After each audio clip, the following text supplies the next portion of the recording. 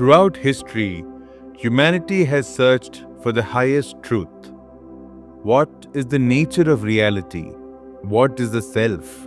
What is the source from which all this universe has arisen? Different cultures have asked these questions in many different ways. But in India, the answers were preserved in the texts of extraordinary depth and beauty. These texts are the Upanishads. The very word Upanishad means to sit down near.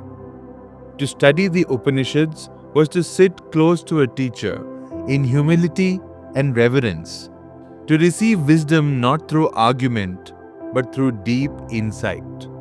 The Upanishads are not ordinary books. They are records of spiritual revelations experienced by the sages who sought truth not outside but within the depths of our own consciousness.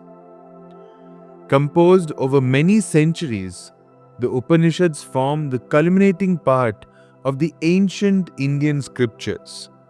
They are, therefore, often called the end of those teachings, not as a conclusion, but rather as a culmination, the highest essence.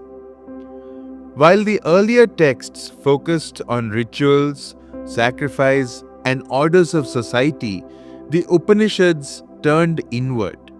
They asked, who performs these rituals? Who is the one who prays? And who is the one who experiences? What is that unchanging witness behind all this change?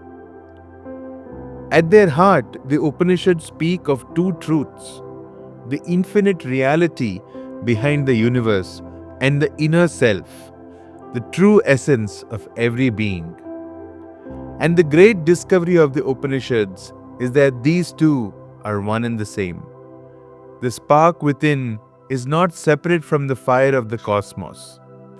This insight is not intellectual alone, it is transformative. To realize this unity is to be free from fear, sorrow, and limitation. To explain this, the Upanishads often use simple stories and images. One famous story tells of a father teaching his son by dissolving salt in water. The salt cannot be seen, but it is present everywhere in the water. Just so, the unseen essence pervades all beings, and you too are not apart from it. In another teaching, a sage explains that the self is beyond waking, dreaming, and deep sleep. It is the witness of all these states. It cannot be described as this or that, for whatever can be seen or thought of is not the ultimate self. By letting go of all that is transient, what remains is then the eternal. Such teachings are not abstract speculation. They are practical in the deepest sense. For if the self is infinite and deathless, then the fear of death dissolves. If all beings are rooted in the same reality, then hatred and division lose their meaning. The Upanishads are thus not only metaphysical, but also profoundly ethical. They urge us to see unity in diversity, to act with compassion, and to seek peace within. One might ask, are these teachings still relevant in our modern world? After all, we live in an age of science, technology, and rational inquiry. Yet, the Upanishads do not oppose reason, they transcend it. Modern thinkers and scientists have been influenced by them, especially the idea that consciousness is singular, not fragmented.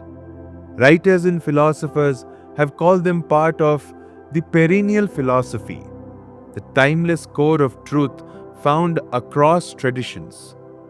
And countless seekers today, overwhelmed by stress and distraction, turn to their wisdom to rediscover calm, clarity, and meaning. Consider the modern crisis of identity. Many define themselves by their profession, positions, or even social status. But when these shift, as they inevitably do, people feel lost. The Upanishads cuts through this confusion by asking, who are you really? Are you the body which changes? Are you the mind which fluctuates? Or are you the witness, the pure consciousness that observes all change yet is itself unchanged? To realize the latter is to find unshakable ground, a freedom that no external laws can disturb. Another example lies in our relationship with nature. Today, humanity faces ecological crisis born of a sense of separation.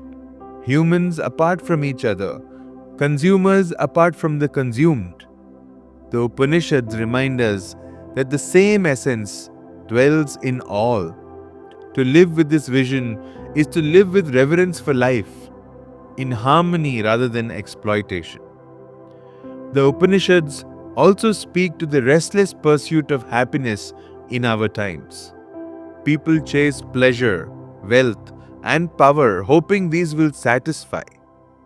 Yet, the sages of old observed that external joys fade, leaving thirst unquenched.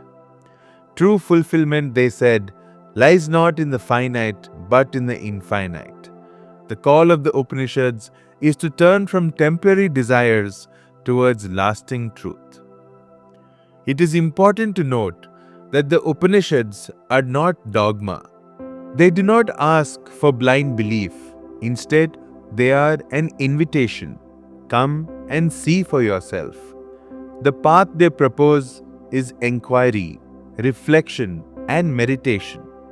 Just as a scientist does not accept a theory without experiment, so the seeker is asked not to accept words, but to verify them in the laboratory as one's own consciousness.